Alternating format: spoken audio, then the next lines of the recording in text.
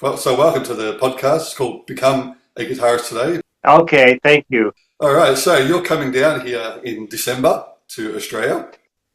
I am coming here in December. Would you like me to tell you the dates? Yeah, Yes, December 5th at Crowbar in Brisbane, Sunday the 7th at Sydney Harbor Cruise. I can't wait for that. That sounds amazing to me. yeah, And then Tuesday the 9th at Max Watts, Melbourne. Wow. that's where I'm from. Oh, really? Okay, cool. Yeah. So I guess you've been here before, haven't you? No, I Really? actually haven't, and that's why it's all the more exciting for me Oh, wow. because I have so many friends in Australia, and I have some important people there that we'll be talking about. Yeah. And and so I've been to Japan 2 times, Mm. and otherwise, my little show here, I take it pretty much around the U.S. and Okay. Japan, I guess. Oh, wow. So Australia is a first, and I cannot wait to get there. Yeah. Oh, it's going to be great. So I'm sure you'll love it. And it's come to our summer in December, so it'll be nice and warm for you. I I'm used to that. I'm just outside of Las Vegas, so if it's Ah, 120 out, it's like, oh, isn't it nice out? yeah. Yeah. So, can you tell us what we're going to expect from these shows? I know it's like a bit of a question and answer plus music as well. Absolutely, yeah. First, I'd like to say that I don't pursue these shows. They're just something that happened to me. They come along, and I have a real hard problem saying no. Yeah. So I met Scuba Steve from Snakebite Whiskey in Japan. They were over there at the same time, and he came to my show, and we had a very, very nice chat. Afterwards, became instant friends. And he said, "Oh, I have to bring you to Australia." And of course, as I said previously, I said, "Sure." I I never say no. Yeah. So I kind of didn't think it would happen, but it has, and in a big way, probably bigger than everything else I've been doing on this subject. And I can't wait to bring what I've got this time because this time is going to be different than every other time. This is the big show. Australia is going to have the Randy Rhoads show, Wow. and and what it is I'm doing a whole set of songs that were released on our two Japanese albums that are cult favorites, basically, because they are so hard to get. Hmm. They weren't readily available to people, only released in Japan. So if you can find a copy and it's only like, $500, grab it. Yeah. Um, but I'm doing songs off of that. And what I've learned is those songs were great. A lot of people dismiss them because they do sound dated. They were recorded in 77 and 78. And so it sounds like back then. Yep. And music has got a whole new face now. So when you bring a sound to people, it's got to sound current. So, as an example, I've got some great players for this. I've got some guys from Van Hager. I've got some guys from Snakebite Whiskey. And my advice to the guitar players is I say, okay, play what Randy played, but don't play it exactly like he played it. Play it like Zach or Dimebag Darrell would play it. Hmm. Let's give this stuff some balls. Yep. That's good. That sounds great. And that's what I'm bringing. And then luckily in Australia, I have some people that were very integral to Randy's life and his playing particularly Hmm. that I wouldn't normally have access to. And the most important, of course, is the guy who taught Randy, Scott Shelley. He's going to be there with me. He's not playing. He'll be there during a Q&A session that we're going to have where fans can ask us all about Randy and everything about him. Wow. And there may be yet another very integral person who took Randy to new heights, and I give him a lot of credit for that. And we're just waiting to hear from him as far as health issues and his Okay. ability to be able to do them. But if that happens, oh my God, this is going to be unbelievable. And Yeah. I have pretty good confidence that that is going to happen. Wow. That sounds exciting. I don't want to mention any No, names, that's can't okay. mention any names on that one, but maybe you guys can figure it out. Yeah. But yeah, it's going to be a lot of fun, and these songs are going to sound fantastic with the players I've got.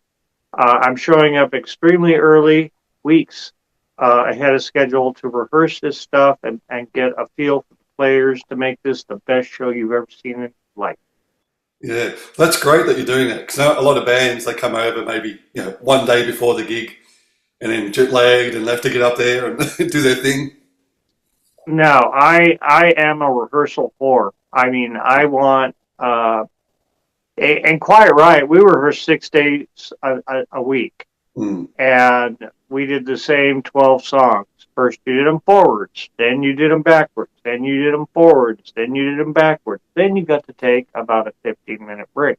Yeah. Then you did them all again and all again, and over and over. And this was every night. So I learned that rehearsal is so important, and that's a luxury that I'm going to get on this trip that I sometimes don't have. Yeah. And I know the guys from Van Hagar. I've seen them before as well. And Yeah. they're a great band.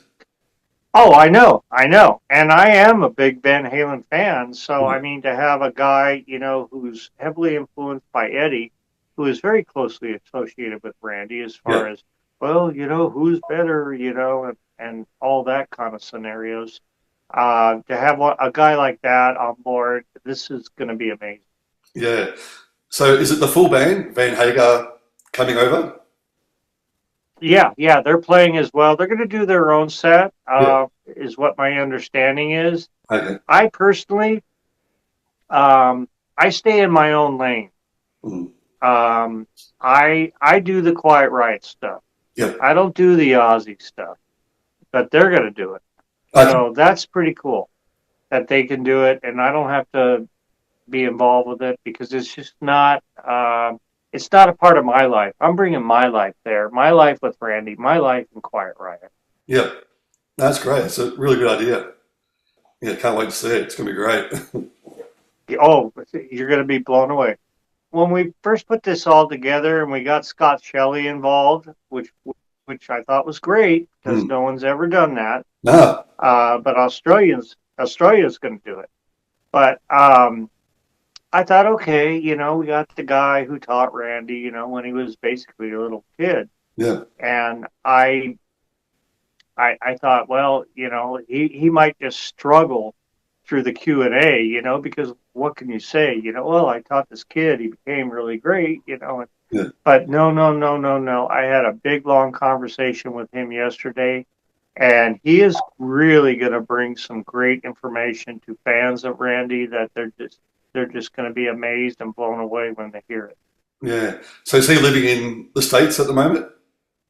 Scott, Yeah. Scott? Scott, he lives. I believe he lives in Melbourne. Oh, really? Yeah, Oh, wow. No, I didn't know that. and he's still a very active musician. Oh, okay.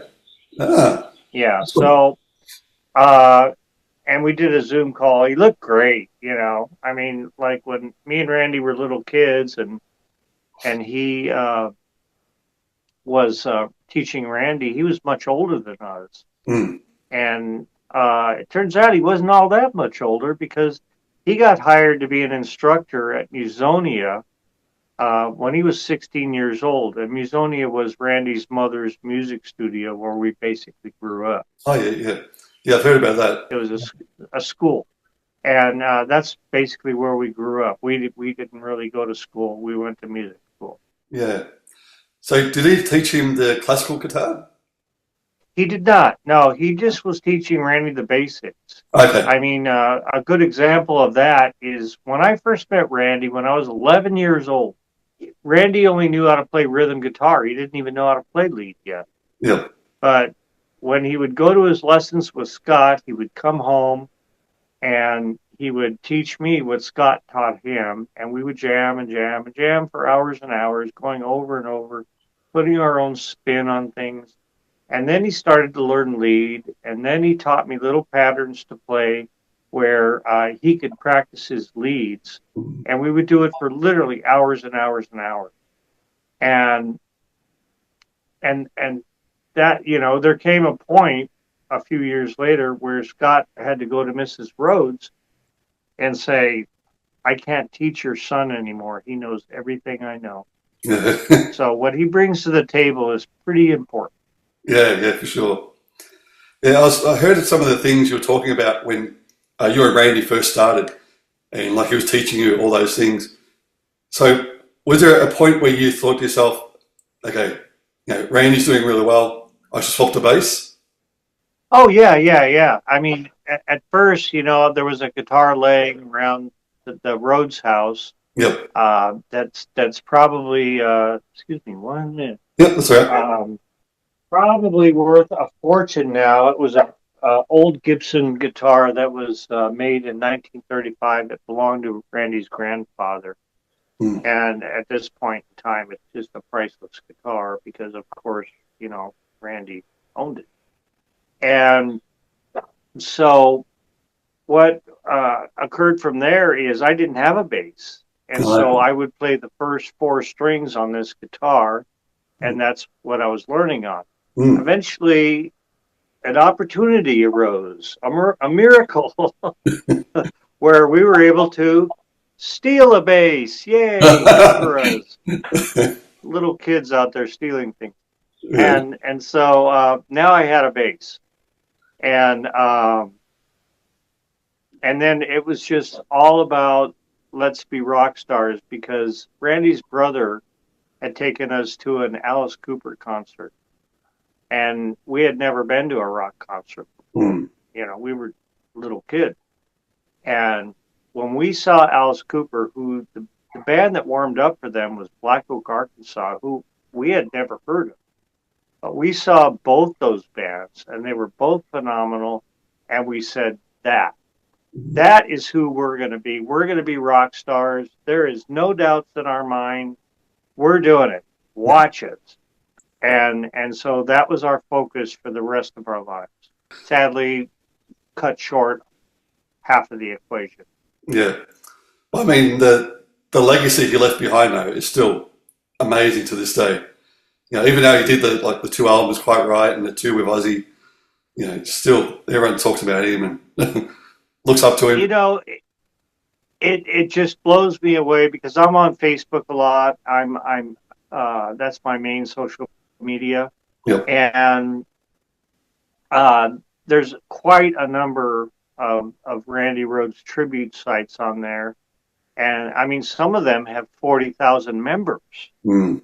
I mean, Randy's influence was huge, and I've certainly seen it myself in person. I've had little, 9, 10-year-old kids come up to me and say, "Oh my God, Randy's my biggest guitar hero," and his parents are like, I don't get it, but that's the way it is. And so his influence is probably one of his most impressive things that he left behind. Yeah. Um, he was learning classical guitar, but that came later. Yep. It started a little bit in Quiet Riot with his guitar solo, and he did something at the end of his guitar solo called D, Mm. that later ended up in the Ozzy shows. But at the time, it really wasn't called that, and it wasn't. We just said, well, he wants to play it that way, so go ahead. And that's when he really got into the classical. And then once he was with Ozzy, it seemed like he had a lot of time on his hands, and he was able to concentrate on that. Mm. And the way he progressed too, like I had to listen to the first two albums, and you can see his style from the first album to the second, and then into Ozzy. And like you said, the amount of times he practiced, I think you said he had 3 or 4 lessons a week, guitar lessons or something, Yeah, which is unheard yeah. of. Really. People go 1 lesson a week, and Oh, that's yeah, yeah. His dedication is unmatched in any musician I've ever seen. And you were just speaking about how fast he progressed. yeah, Uh, I get asked about that a lot. My answer is, Randy didn't get better every year. He didn't get better every month. He didn't get better every week. He got better like every 2 minutes. Yeah, It was just amazing. All he had to do was go over something a few times and he nailed it. yeah, And it didn't stop there because he would continue to take what he had learned and how he had perfected it and make it more perfect. And mm, it was never, ever perfect enough. yeah. That's incredible. Now, I do have some other notes here, but before we do, you got your two books out, which is Angels with Dirty Faces, and the other one, Yep. Naked Vegas, which is more the pictures. Boy, was that fun. Yeah, I heard all about it. I haven't got it, but I need to get a copy. Yeah, I'll be having copies for sale over there. I'm shipping a whole lot of books over there. Um, yeah, I mean, I love writing. I had gone to college a little bit for screenwriting. I wrote some screenplays, and people have been after me for years to write a book about Randy. And so I finally gave in when I got a really good offer, which turned out to be a bunch of crap. But that didn't stop me from completing it and putting it out there. So I wrote that book, which, for me, people say, oh, wasn't it cathartic for you? They always use that word, like, didn't it feel great to let it all out and tell your side and all that? And no, it really wasn't. I just told what happened. That's all I did. Yeah, And what I felt and things like that. And of course, in having to write about Randy's passing was one of the hardest things I've ever had to do in my life. mm. Sadly, he wouldn't be the first one passed that I had to write about. Not really. But because then I lost Kevin, whom Mm. I had become extremely close to after being uh, brutal, brutal enemies in Quiet Riot. We did not get along. You could not put us in a room without us getting in a fist fight, which he always won. And a lot of hatred between me and Kevin, which years later we were able to heal, and it developed into a great, great friendship. He moved up to Las Vegas. He lived about less than a mile from me, and I cherish my time with Kevin because I'll tell you what, something that was born out of hate seemed to carry more weight in the love department. Much as I loved Randy, but you know, making up with Kevin and healing those wounds was if anything was cathartic, it was Yeah. that. Oh, wow. And then I got the itch to write another book. Mm. So I up in Vegas, I had spent 20 years as a photographer, and I started off doing models, a lot of fashion kind of stuff. I loved it. Lots of pretty girls always around. I was making really great money doing this. I started it out of nowhere. Um, I had no idea it would grow as big as it did. But eventually, what happened to me was something I never could have foreseen coming, and that was the internet. And once the internet happened, all the escorts, hookers, in Las Vegas jumped on that, and they all wanted their own websites, and there were sites dedicated to the Las Vegas escorts, which everybody thinks prostitution is legal in Las Vegas. It's technically not, but it's definitely something that people look the other way about.